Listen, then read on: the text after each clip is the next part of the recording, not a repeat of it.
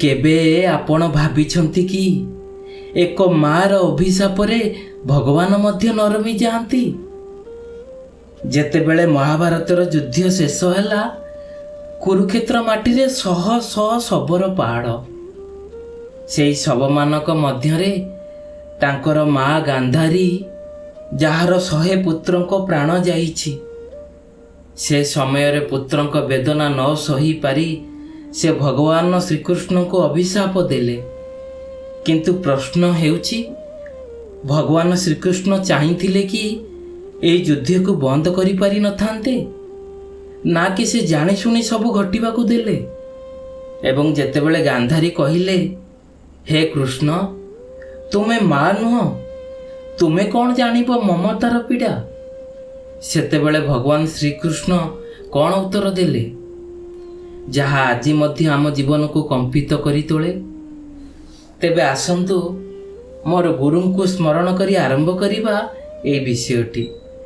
ପରମ ପ୍ରେମମୟ ଶ୍ରୀ ଶ୍ରୀ ଠାକୁର ମୋର, ପରମ ଆରାଧ୍ୟା ଜଗଜ୍ଜନନୀ ଶ୍ରୀ ଶ୍ରୀ ବଡ଼ମା ମୋର, ପରମ ପୂଜ୍ୟପାଦ ଶ୍ରୀ ଶ୍ରୀ ବଡ଼ଦା ମୋର, ପୂଜ୍ୟପାଦ ଆଚାର୍ଯ୍ୟ ଦେବ ମୋର, ସଭିଙ୍କର ଆତୁଳ ଶ୍ରୀଚରଣରେ କୋଟି କୋଟି ଅନନ୍ତ କୋଟି ପ୍ରଣାମ ନିବେଦନ କରେ। ଓ ମୋର ଏହି ଭିଡ଼ିଓ ଦେଖୁଥିବା ସମସ୍ତ ଇଷ୍ଟପ୍ରାଣ ଗୁରୁଭ୍ରାତା ଭକ୍ତିମୟୀ ମା ମାନଙ୍କୁ ମୋର ଅନ୍ତରରୁ ଶ୍ରଦ୍ଧା ପ୍ରୀତି ଆନନ୍ଦିତ ଜୟଗୁରୁ ଭଲ ପାଇବା ଓ ପ୍ରଣାମ ନିବେଦନ କରେ।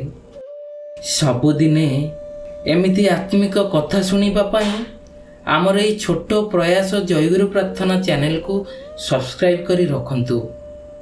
ଆଉ ଭଲ ଲାଗିଲେ ନିଜ ପ୍ରିୟଜନଙ୍କ ସହିତ ନିଶ୍ଚୟ ସେୟାର କରନ୍ତୁ। ଯେତେବେଳେ ଏହି ଯୁଦ୍ଧର କଥା ଆସେ, ହୃଦୟ ଥରିଯାଏ। ଯୁଦ୍ଧର ଗୋଟିଏ ନିଶ୍ଚିନ୍ତ ଫଳ ଏଇଆ ହୁଏ କି ବିନାଶ ହିଁ ବିନାଶ। ସମସ୍ତେ ଭାବନ୍ତି ସତେ ଯେମିତି ନିଜେ ଅମର ହୋଇ ରହିବେ ସବୁଦିନ ପାଇଁ। ଆଉ ଅପରପକ୍ଷରେ ଯୁଦ୍ଧର ଅନ୍ଧକାର ଦିଗ ହେଲା ଦେଶ ଦେଶ ଭିତରେ ଅଶାନ୍ତି ଓ ବିବାଦ ସୃଷ୍ଟି କରି ଦେଶକୁ ଦୁର୍ବଳ କରିବା। ଯୁଦ୍ଧ କେବଳ ସୀମାରେ ହୁଏନି ବନ୍ଧୁଗଣ, ଅନେକ ନିରୀହ ଜୀବନ ଓ ମାନସିକତା ସହ ମଧ୍ୟ ଖେଳାଯାଏ। ଶ୍ରୀ ଶ୍ରୀ ଠାକୁର କହୁଛନ୍ତି, ଯେକୌଣସି କାରଣରୁ ହିଁ ହେଉ, ତୁମେ ଯଦି ବୁଝିପାର ତୁମ ବିରୁଦ୍ଧରେ ତୁମକୁ ଜବତ କରିବାର ବା ଶାସ୍ତି ଦେବା ପାଇଁ କୌଣସି ଷଡ଼ଯନ୍ତ୍ର ଚାଲିଛି, ତେବେ ଭାବି ସ୍ଥିର କରିନିଅ କିଏ କାହିଁକି କିପରି କରି ତୁମ ପ୍ରତି ଅସନ୍ତୁଷ୍ଟ ଓ ରୋଷପରବଶ ହୋଇଛି। ତୁମେ ତତ୍କ୍ଷଣାତ୍ ତାହା ନିକଟକୁ ଯାଇ ତାହାକୁ ଶାନ୍ତ, ତୁଷ୍ଟ ଓ ତୃପ୍ତ କରି ଆସ। ସାଥେ ସାଥେ ହିସାବ କରି ଆହୁରି ବି ଭାବି ଦେଖ ତାହାକୁ ଭଲ ପାଇ କିପରି ସାହାଯ୍ୟ କରିପାର। ଏହିଭଳି ଶକ୍ତି ସମ୍ପନ୍ନ କେହି, ଯାହାର ଅତ୍ୟାଚାର ତୁମଠାରେ କଷ୍ଟପ୍ରଦ କିମ୍ବା ଅମୋଘ ହେବା ସମ୍ଭବ, ସେ ଏଥିରେ ସନ୍ତୁଷ୍ଟ ଥାଆନ୍ତୁ ବା ନଥାନ୍ତୁ, ତାହାଙ୍କ ନିକଟକୁ ଯାଇ ତାହାଙ୍କୁ ଏପରି ଭାବେ ତୁମଠାରେ ଆକୃଷ୍ଟ, ଉଦ୍ଦୀପ୍ତ, ତୁଷ୍ଟ ଓ ତୃପ୍ତ କରିନେବ, ଯାହାଦ୍ୱାରା ସେ ସର୍ବତ ଭାବେ ତୁମକୁ ସାହାଯ୍ୟ ହିଁ କରନ୍ତି କିମ୍ବା ଅନ୍ତତଃ ବିରୁଦ୍ଧ ଭାବ ପୋଷଣ କରି ତୁମ ପ୍ରତି ଅସନ୍ତୁଷ୍ଟ ନ ରୁହନ୍ତି। ଗୋଟିଏ କଥାରେ ତୁମଠାରେ ଅନ୍ତତଃ ପ୍ରତିକ୍ରିୟାହୀନ ହୁଅନ୍ତି। ଦେଖିବ, ଷଡ଼ଯନ୍ତ୍ର ଯେକୌଣସି ପ୍ରକାରରେ ହିଁ ହେଉନା କାହିଁକି ତୁମର କିଛି ହିଁ କରିପାରିବନି। ଶ୍ରୀ ଶ୍ରୀ ଠାକୁର କହୁଛନ୍ତି, ଏଇ 3ଟି ଭାବ ଥିବା ଦରକାର। ଗୋଟିଏ ହେଉଛି ଅନୁତାପ, ଦ୍ୱିତୀୟଟି ଦୟା, ତୃତୀୟଟି କ୍ଷମା। ତୁମେ ଯଦି କାହାକୁ ବି କୌଣସି ପ୍ରକାରରେ ବେଦନା ଦେଇଥାଅ, ତୁମର ସହାନୁଭୂତିକି ଅବଲମ୍ବନ କରି ତାହାର ଅବସ୍ଥାକୁ ଭିତ୍ତି କରି ସମବେଦନାରେ ତାହାର ବେଦନାକୁ ବୁଝି ନେଇ ବେଦନାତପ୍ତ ହୋଇ ଅନୁତପ୍ତ ହୁଅ। ଆଉ ତୁମକୁ ଏପରି ଭାବେ ନିୟନ୍ତ୍ରିତ କର ଯେପରି ତୁମେ ପୁନରାୟ ଏଇଭଳି ଭାବେ ଯେଉଁଥିରେ ମଣିଷ ବେଦନା ପାଏ ତାହାଠାରୁ ଚିରଦିନ ଭଳି ଅପସାରିତ ହୋଇପାର। ଦେଖିବ, ଦେବତ୍ୱ ତୁମକୁ ବନ୍ଦନାରେ ଅଭିଷିକ୍ତ କରି ତୋଳିବ। ଆଉ ଦ୍ୱିତୀୟଟି ଦୟା। ଦୁର୍ବଳ, ଦୁଷ୍ଟ, ଅନାଶ୍ରିତ, କ୍ଲିଷ୍ଟ, ହତାଶାର ଅବସାଦରେ ହୃଦୟରେ ଯାହାର ଲିଭିଯିବାର ଯନ୍ତ୍ରଣା ଦାଉ ଦାଉ କରି ଜଳୁଛି, କାତର କଣ୍ଠରେ ନିଷ୍ପ୍ରଭ ଚକ୍ଷୁରେ ତୁମ ଦିଗକୁ ଚାହିଁ ବଞ୍ଚିବାର ବୃଦ୍ଧିରେ ନିଶ୍ୱାସ ମାରିବାର ଆଫୁ ଆଫୁ ନେଇ ଦୟା ଭିକ୍ଷା କରୁଛି। ତୁମର ଦୟା ତାହାକୁ ହାତ ଧରି ଏହାଠାରୁ ରକ୍ଷା କରି ପାଳନରେ ଯଦି ସମୃଦ୍ଧ ହିଁ ନ କରିଲା, ତେବେ କିଏ କହିବ ତୁମେ ଜୀବନ୍ତ ନା ଜୀବନହୀନ? ତେଣୁ କହେ, ତୁମେ ତାହାର ବିପଦକୁ ବିଧ୍ୱସ୍ତ କରି ଦୟାର ସମ୍ବେଗରେ ତାହାକୁ ପାଳନରେ ବର୍ଦ୍ଧିତ କରିବାକୁ ପ୍ରାଣ ଗଲେ ବି ପଶ୍ଚାଦପଦ ହୁଅ ନା। ସ୍ୱର୍ଗର ଆଶୀର୍ବାଦ ସ୍ୱସ୍ତି ଗାନରେ ତୁମକୁ ପୁଣ୍ୟ କରି ତୋଳିବ। ଆଉ ତୃତୀୟଟିରେ କ୍ଷମା। ଯଦି ଶକ୍ତିମାନ ହିଁ ହେବାକୁ ଚାହଁ, ତେବେ ଯେତେ ପାର କ୍ଷମା କର, ଅର୍ଥାତ୍ ଯେତେ ପାର ସହ୍ୟ କର। ଆଉ ନଜର ରଖ ବି ତାଠାରୁ ଏପରି କରି ତୋଳି ଧର, ଯାହାକୁ କ୍ଷମା କରୁଛ ଯେଉଁ ଦୋଷ ତାହାକୁ କ୍ଷୀର୍ଣ୍ଣ କରି ତୋଳିଛି। ଆଶାରେ, ଭରସାରେ, ଉଦ୍ୟମରେ ଯେପରି ସେ ଅନାୟାସରେ ତୁମକୁ ଆଶ୍ରୟ କରି ନିସ୍ତାର ପାଇପାରେ। ଆଉ ତାହା ନହେଲେ ନିଶ୍ଚୟ ଜାଣ, ତୁମର କ୍ଷମା ଦୁର୍ବଳ, ନିରର୍ଥକ, ଭେଜାଲ ମାତ୍ର। ତେଣୁ କହେ, ଅପରାଧୀକୁ କ୍ଷମା କର କିନ୍ତୁ ଅପରାଧକୁ ନୁହେଁ। କ୍ଷମା କର କିନ୍ତୁ ଦୋଷକୁ କ୍ଷମା କରି ଦୋଷୀକୁ ନରକରେ ପକାଅ ନା। ଜଣେ ଭକ୍ତ ପ୍ରଶ୍ନ ବି କରୁଥିଲେ, ଯୁଦ୍ଧରେ ଆଘାତ ବା ପ୍ରତିଘାତ ସମ୍ବନ୍ଧରେ କ'ଣ କହିବେ? ସେ ଠାକୁର କୁହନ୍ତି, ଆଜି ଦେଶ ଦେଶ ମଧ୍ୟରେ ଯୁଦ୍ଧରେ ବହୁ ଲୋକ ହତାହତ ହେଉଛନ୍ତି। ସେ ଠାକୁର କହିଲେ, ମଣିଷ ଯେ ପର୍ଯ୍ୟନ୍ତ ଜୀବନ ଦେଇପାରେ ନା, ସେ ପର୍ଯ୍ୟନ୍ତ ଜୀବନ ନେବା ବି ତା ପକ୍ଷେ ଅନ୍ୟାୟ, ଅନୀତି। ମାଟି ପାଇଁ ତ ଏସବୁ ଜୀବନ ଯାଉଛି। ନିରୀହମାନେ ବି ଅନେକ ମରିଯାଉଛନ୍ତି, ଅପରାଧୀମାନେ ବି ଅନେକ ପ୍ରାଣ ହରାଉଛନ୍ତି, ଅନେକ ଜୀବନ ନିଶେଷ ହୋଇଯାଉଛି। ତାପରେ ସେହି ଭକ୍ତ ଜଣକ ଆହୁରି ପ୍ରଶ୍ନ କରୁଛନ୍ତି, ଆକ୍ରମଣ କରିଲେ ପ୍ରତ୍ୟାଘାତ ନ କରି କ'ଣ କରିବେ? କ'ଣ ଚୁପଚାପ ହୋଇ ବସିବେ? ସେ ଠାକୁର କହୁଛନ୍ତି, ଆଘାତ ପ୍ରତ୍ୟାଘାତ ଦୁଇଟି ତ ପାପ। ଜୀବନ ଦେଇପାର ନା, ପ୍ରତ୍ୟାଘାତ ଆଣିବ, ତାହା କ'ଣ ଠିକ୍? ସଭିଙ୍କ ପକ୍ଷେ ହିଁ ତାହା ଅନ୍ୟାୟ। ସେ ଠାକୁର କହୁଛନ୍ତି, ମଣିଷ ହୋଇ ଜନ୍ମିଛି, ଜୀବନର ବୋଧ ଅଛି, ଆଉ ତାହା ଅଛି ବୋଲି ହିଁ ଅନ୍ୟର ଜୀବନ ମୁଁ ପସନ୍ଦ କରେ। ପରସ୍ପରକୁ ଉପଭୋଗ କରୁ, ଲୋଭ ଲୁବ୍ଧ ହିଁ କରି ତୋଳେ। ମଣିଷକୁ ତୋଳି ଧର, ମଣିଷ ପାଇଁ କର, ହୁଅ, ପାଅ, ଉପଭୋଗ କର। ମଣିଷର ଚଳନ ନୀତି ଯଦି ଏହିଭଳି ହୁଏ, ତେବେ ସ୍ୱର୍ଗର ସୂଚନା ହୁଏ। ସବୁ ବ୍ୟାପାରରେ ହିଁ କମ ବେଶୀ ମନୋଯୋଗ ଲାଗେ, ଆବେଗ ଲାଗେ। ତୁମେ ବି ରୁହ, ମୁଁ ବି ରହେ। ତୁମର ରହିବା ଦିଗରେ ମୋର ଖ୍ୟାଲ ରଖିବାକୁ ହେବ। ତାହା ନହେଲେ ମୋର ନିଜର ରହିବାଟା ମୁସ୍କିଲ ହୋଇପଡ଼ିବ। ହିଂସା ଦେଇ ଯେତେବେଳେ ଆମେମାନେ କୌଣସି କିଛିକୁ ଅଟକାଉ, ସେତେବେଳେ ବୁଝିବାକୁ ହେବ ଜୀବନ ସମ୍ବେଗଟା ଅନ୍ୟ ପ୍ରକାର ହୋଇଯାଇଛି। ମାରି କାଢ଼ି ନେବି, ଏଥିରେ ହିଂସା ବଢ଼େ, ପଶୁବୃତ୍ତି ଆହୁରି ଜାଗ୍ରତ ହୋଇ ଉଠେ, ସେଥିରେ ଧ୍ୱଂସ ଅନିବାର୍ଯ୍ୟ ହୋଇ ଉଠେ। ଜୀବନ ଆମେମାନେ ଚାହୁଁ, ମରିବାକୁ ଚାହୁଁନା। ତେଣୁ କହେ, ଜୀବନ ଲୀଳା ଭଗବାନଙ୍କର, এই ଯୁଦ୍ଧଟା ଶୈତାନର। ଯଦି କେହି ତୁମକୁ ଆକ୍ରମଣ କରି ଅସ୍ତିତ୍ୱକୁ ନିକାଶ କରିବାକୁ ଚାହେଁ, ବିନିମୟରେ ତୁମେ ବି ଯଦି ତାହା ହିଁ କର, ସେଥିରେ ଉଭୟତ ହିଁ କ୍ଷତି। ଆମେମାନେ ପରସ୍ପର ଯଦି ପରସ୍ପର ନ ହେଉ, ତେବେ ଲାଭ କ'ଣ? ଆଉ ଜଣେ ଭକ୍ତ ଠାକୁରଙ୍କୁ ପ୍ରଶ୍ନ କରୁଛନ୍ତି, ଭଗବାନ ଶ୍ରୀକୃଷ୍ଣ ଅର୍ଜୁନକୁ କହିଛନ୍ତି, ତୁମେ ନିମିତ୍ତ ମାତ୍ର। ତୁମେ କୌରବମାନଙ୍କ ସଙ୍ଗେ ଯୁଦ୍ଧ କର, ସେଥିରେ ତୁମର ଲାଭ ଛଡ଼ା କୌଣସି ଲୋକସାନ ନାହିଁ। ତା କିପରି? ଶ୍ରୀ ଶ୍ରୀ ଠାକୁର କହିଲେ, କୌରବମାନେ ଲୋକକ୍ଷୟ ଚାହାନ୍ତି। ସେମାନେ କ୍ରୂର ବୁଦ୍ଧି ସମ୍ପନ୍ନ। ଯେଉଁମାନେ କ୍ରୂର ବୁଦ୍ଧି ସମ୍ପନ୍ନ, କପଟ ଓ ବିଶ୍ୱାସଘାତକ, ସେମାନେ ମରନ୍ତି। ଭଗବାନ ଶ୍ରୀକୃଷ୍ଣ ସେମାନଙ୍କୁ ବଞ୍ଚାଇବା ପାଇଁ ବହୁତ ଥର ବହୁ ଭାବେ ଚେଷ୍ଟା କରିଛନ୍ତି। ସେମାନଙ୍କର କ୍ରୂର ବୁଦ୍ଧି ଶୁଭ ବୁଦ୍ଧିକୁ ଅତିକ୍ରମ କରିଯାଇଛି। ତାହା ଛଡ଼ା ଏକନିଷ୍ଠ ଅର୍ଥାତ୍ ଇଷ୍ଟନିଷ୍ଠ ଉଦ୍ୟମ ବି ସେମାନଙ୍କର ନଥିଲା। ତେଣୁ ପତନ ଅନିବାର୍ଯ୍ୟ ହୋଇ ଉଠିଲା। ତେଣୁ ମୁଁ କହେ, ଯେଉଁମାନେ ଜୀବନ ତତ୍ତ୍ୱ ଜାଣନ୍ତିନି, ଯେଉଁମାନେ ଅସ୍ତିତ୍ୱ ବିଶାରଦ ନୁହନ୍ତି, ସେମାନେ ରାଜନୀତି ବି ବୁଝନ୍ତି ନାହିଁ।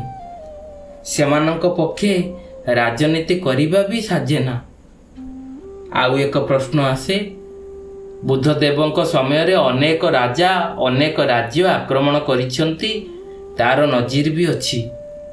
ଶ୍ରୀ ଠାକୁର କହୁଛନ୍ତି, ତାହା ଯାହା ହିଁ ଥାଉ, ଆମେମାନେ ଯେପରି ଅଛୁ ସେପରି ରହିବା ହିଁ ଭଲ। ଆମେମାନେ ଆହୁରି ଆହୁରି ହୋଇ ସବୁ ଦିଗ ଦେଇ ବଢ଼ି ଉଠିଲୁ। ସବୁ ଦିଗ ଦେଇ ପ୍ରସ୍ତୁତ ହୋଇ ଉଠିବା ଭଲ। ତାକୁ ହିଁ ମୁଁ କହେ ଅସ୍ତିତ୍ୱ ବିଶାରଦ ହେବା।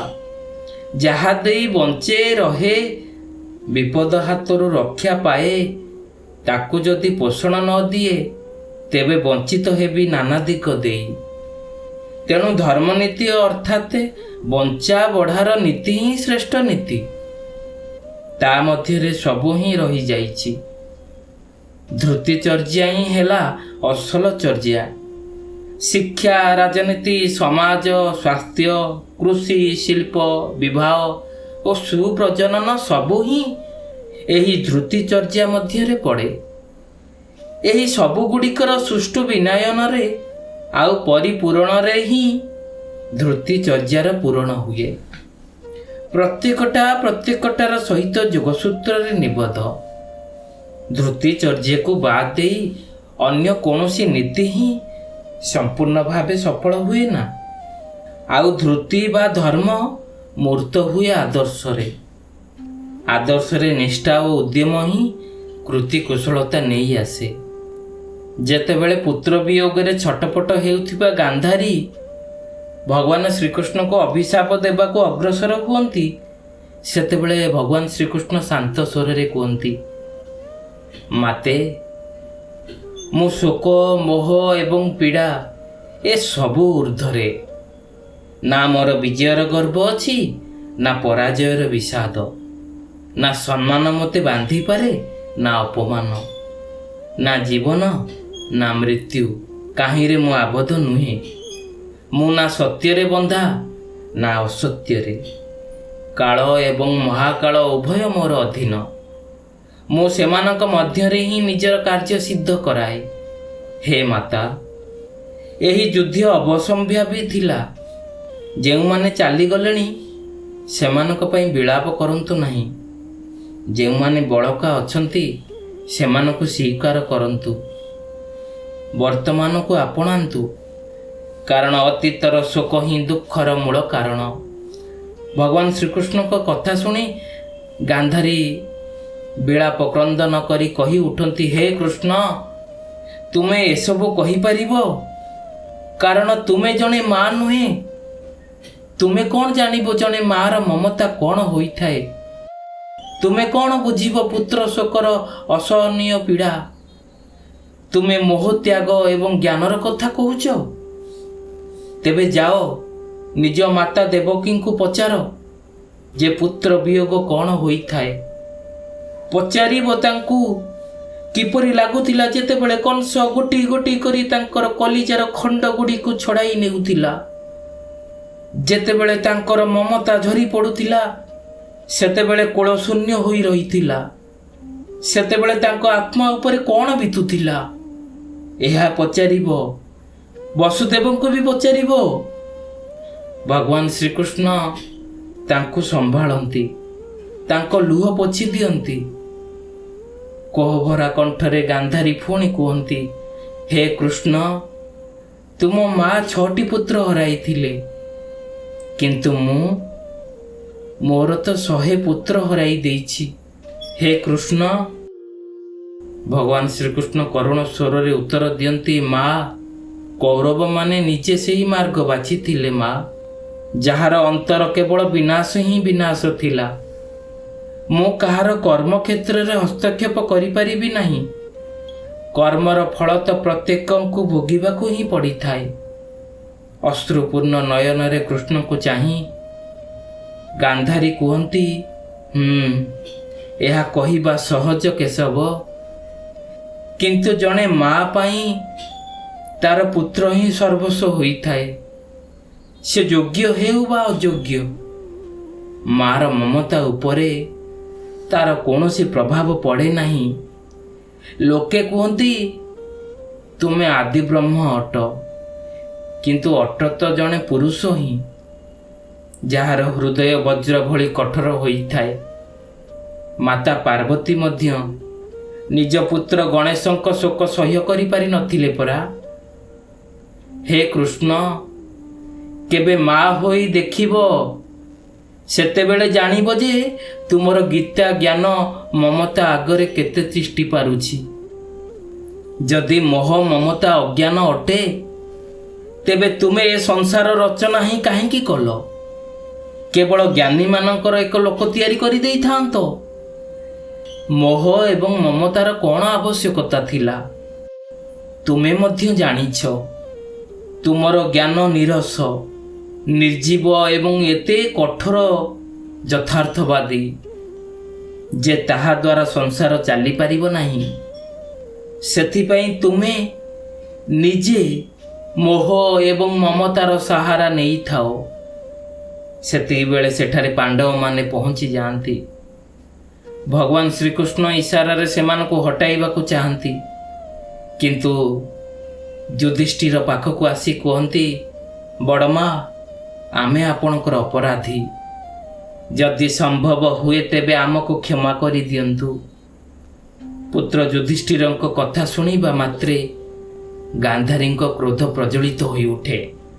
ତାଙ୍କର ମନେ ପଡ଼ିଯାଏ ଦୁର୍ଯ୍ୟୋଧନର ଭଙ୍ଗା ଜଙ୍ଘ, ଦୁଃଶାସନର ଚିରା ଛାତି ଏବଂ ରକ୍ତ ପିଉଥିବା ଭୀମ।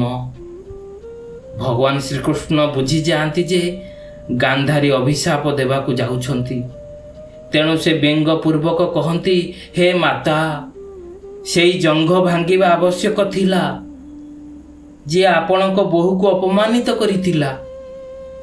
ସେଇ ଛାତିକୁ ଚିରିବା ଅନିବାର୍ଯ୍ୟ ଥିଲା ଯିଏ ଦ୍ରୌପଦୀଙ୍କ କେଶ ଛୁଇଁବାରେ ଦୁଃସାହସ କରିଥିଲା। ସେମାନଙ୍କର ବିନାଶ ଆବଶ୍ୟକ ଥିଲା ମାତା। ନଚେତ୍ ମନୁଷ୍ୟ ଏହି କୃକୃତ୍ୟ ଗୁଡ଼ିକୁ ଆଦର୍ଶ କରି ନେଇଥାନ୍ତା ଏବଂ ତାପରେ ସୁସଭ୍ୟ ସମାଜର କଳ୍ପନା ମଧ୍ୟ ଅସମ୍ଭବ ହୋଇଯାଇଥାନ୍ତା। ହେ ମାତା, ଆପଣ ଯେଉଁମାନଙ୍କ ପାଇଁ ଶୋକ କରୁଛନ୍ତି ସେମାନେ ଶୋକର ଅଧିକାରୀ ନୁହନ୍ତି। କ୍ରୋଧରେ ଥରୁଥିବା ଗାନ୍ଧାରୀ କଠୋର ସ୍ୱରରେ କୁହନ୍ତି, ହେ ଯାଦବ, ହେ ମାଧବ, ମୁଁ ଶିବଭକ୍ତ ଗାନ୍ଧାରୀ। ମୋର ପତିବ୍ରତା ଧର୍ମରୁ ସଞ୍ଚିତ ପୁଣ୍ୟ ବଳରେ ମୁଁ ତୁମକୁ ଅଭିଶାପ ଦେଉଛି। ଯେପରି କୁରୁବଂଶର ବିନାଶ ହେଲା, ସେହିପରି ସମ୍ପୂର୍ଣ୍ଣ ଯଦୁବଂଶର ମଧ୍ୟ ବିନାଶ ହେଉ। ଏକ ଶାନ୍ତ ହସ ସହିତ କୃଷ୍ଣ କୁହନ୍ତି, ମାତେ, ଏହି ଅଭିଶାପ ଆପଣ ମୋତେ ନୁହେଁ ନିଜକୁ ଦେଇଛନ୍ତି। ଆପଣ ନିଜ 100 ପୁତ୍ରଙ୍କ ଶୋକ ସମ୍ପୂର୍ଣ୍ଣ ମଧ୍ୟ କରିପାରି ନାହାନ୍ତି ଏବଂ ଆପଣ ଆଉ ଏକ ପୁତ୍ରକୁ ନିଜଠାରୁ ଛଡ଼ାଇ ନେଲେ। ମାତେ, ଆପଣ କ'ଣ ମୋ ଶବ ଦେଖିପାରିବେ? ମୋତେ ଆପଣଙ୍କ ଅଭିଶାପ ସ୍ୱୀକାର୍ଯ୍ୟ, କାରଣ ନା ମୋର ଜନ୍ମ ଅଛି ନା ମୃତ୍ୟୁ। ମୋର ଏହି ଶରୀର ପ୍ରତି କୌଣସି ପ୍ରେମ ନାହିଁ। କିନ୍ତୁ ମାତେ, ଆପଣଙ୍କର ଏହି ଶରୀର ସହିତ ପ୍ରେମ ଅଛି ଏବଂ ଆପଣ ନିଜକୁ ପୁଣି ଥରେ ଦୁଃଖ ସାଗରରେ ବୁଡ଼ାଇ ଦେଲେ। ଭଗବାନ କୃଷ୍ଣଙ୍କ କଥା ଶୁଣି ଗାନ୍ଧାରୀ ପଶ୍ଚାତାପରେ ଭରି ଯାଆନ୍ତି। କୁହନ୍ତି, ହେ ଗୋବିନ୍ଦ, କୁରୁବଂଶକୁ ତ ବଞ୍ଚାଇ ପାରିଲି ନାହିଁ, ଅତି କମରେ ଯଦୁବଂଶକୁ ବଞ୍ଚାଇ ନିଅ। ମୁଁ ଭିକ୍ଷା ମାଗୁଛି ହେ ମାଧବ। ଏବେ ଆଉ ପୁତ୍ରମାନଙ୍କ ଶବ ମୁଁ ଦେଖିବାକୁ ଚାହୁଁନାହିଁ। ଭଗବାନ ଶ୍ରୀକୃଷ୍ଣ କରୁଣ କିନ୍ତୁ ଦୃଢ଼ ସ୍ୱରରେ କହନ୍ତି, ମାତେ, ମୁଁ ନା କୁରୁବଂଶର କର୍ମରେ ହସ୍ତକ୍ଷେପ କରିଥିଲି, ନାହିଁ ଯଦୁବଂଶର କର୍ମକ୍ଷେତ୍ରରେ କରିବି। ଯଦୁବଂଶୀମାନେ ମଧ୍ୟ ନିଜ କର୍ମର ଫଳ ଭୋଗିବେ। ଯେପରି କୁରୁବଂଶୀମାନେ ଭୋଗିଲେ, ସେହିପରି ମୁଁ କୌଣସି ବି ପରିସ୍ଥିତିରେ ଧର୍ମର ତ୍ୟାଗ କରିପାରିବି ନାହିଁ। ବନ୍ଧୁଗଣ, ଏହି କଥା ଆମକୁ ଗୋଟିଏ ବଡ଼ ସତ୍ୟ କଥା ଶିଖାଏ। ମଣିଷ ଯେତେ ଶକ୍ତିଶାଳୀ ହେଉନା କାହିଁକି, ଯେତେ ଜ୍ଞାନୀ ହେଉଥାଉ ନା କାହିଁକି, କର୍ମର ଫଳରୁ କେହି ବି ମୁକ୍ତ ନୁହେଁ। କୌରବମାନେ ଅଧର୍ମର ପଥ ବାଛିଥିଲେ, ସେଥିପାଇଁ ବିନାଶ ତାଙ୍କର ଭାଗ୍ୟରେ ଲେଖା ଥିଲା। ଏବଂ ଭଗବାନ ଶ୍ରୀକୃଷ୍ଣ ମଧ୍ୟ ସ୍ପଷ୍ଟ କହିଦେଲେ, ମୁଁ କାହାର କର୍ମରେ ହସ୍ତକ୍ଷେପ କରେନି।